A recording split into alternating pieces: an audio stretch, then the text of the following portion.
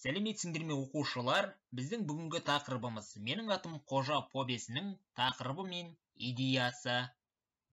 Ал оқу мақсатына тоқталатын болсақ, әдеби шығарманың тақырыбы мен идеясын анықтау. Қожаберген қайткенде тәртіпті оқушы бола алмақ. Сабақтан қашқан кім?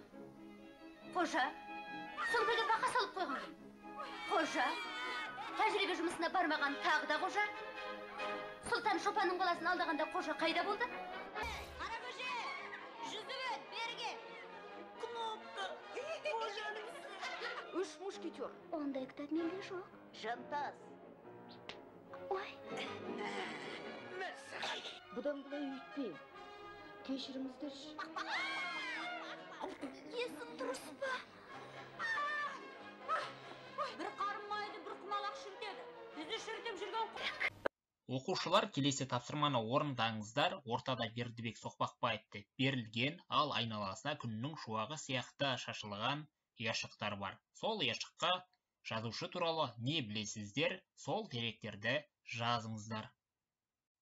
Оқушылар, келесі тапсырманы орындаңыздар. Ағаттықтың азабы, түбінде адам болатын бала, құпия кеңес бөлімдерімен танысыңыздар. Төменде кесте берілген, аталған 3 бөлім жазылған, соның тұсына негізгі ақпараттарды жазасыздар. Яғни, ағаттықтың азабы бөліміндегі негізгі ақпаратты, түбінде адам болатын бала бөліміндегі негізгі ақпаратты, құпия кеңес бөліміндегі негізгі ақпаратты анықтап, нақтылап жазасыздар.